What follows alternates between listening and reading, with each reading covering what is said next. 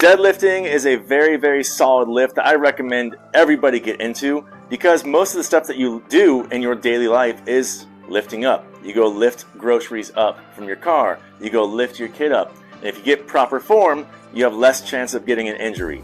Now, deadlifting for a workout, that's when a lot of injuries occur. It's because people don't deadlift correctly. A lot of people go straight to a barbell and do deadlifts on a barbell. That's definitely not what you should do. You should train, if you do not have a trainer, train in this kind of progression. The first one you want to do, you can use a dumbbell or a kettlebell. You're going to do a straddle deadlift. You're going to have the dumbbell or kettlebell between your legs. You're going to go down and bend at the waist. You want to hip hinge back, okay? We're not doing a squat. A squat action would be squatting down. You are hinging your hips back to grab the weight, and then hinge your hips forward.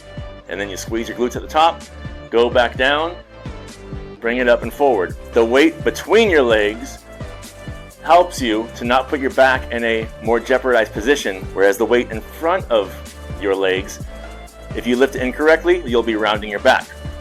This is a great way to keep your back straight. Hinge your hips back, bring them up, and then once you feel comfortable with this, you want to go up more weight, then you can move on to a trap bar deadlift. And if you don't have a trap bar, you can use dumbbells or kettlebells, or you can even use plates. Now here, you're going to go down, bring it down to the ground, hips back, and back up, like a trap bar.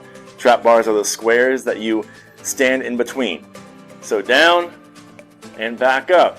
Okay, this is the next progression after the straddle deadlift. Going hands at your sides. It doesn't put your back in a bad position.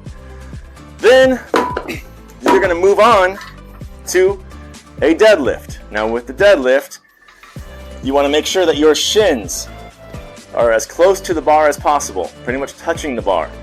As you go down, think of if you have your hands filled with groceries and you got to close your car door, you push your hips back. That's the action you should be doing. You shouldn't be squatting down. This isn't a reverse squat. This is a deadlift.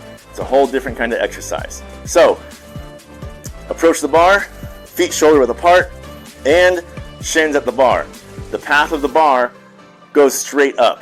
It doesn't round over your knees. It goes straight up.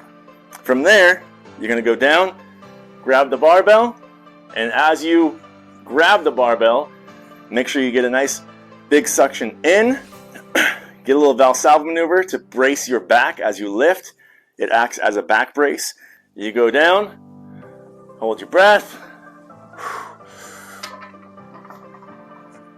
stand up, go back down to the ground, boom. Now as you go down and go up, you want to make sure you're hinging your hips back with your back straight.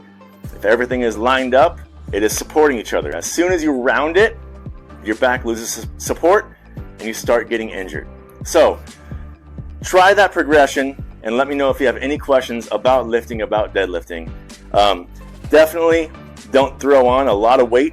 When you move up to a straight bar, you should start with maybe just the bar. If you have bumper plates with like 5s that are this size, you guys can use those as well because the size of the bar off the ground is beneficial.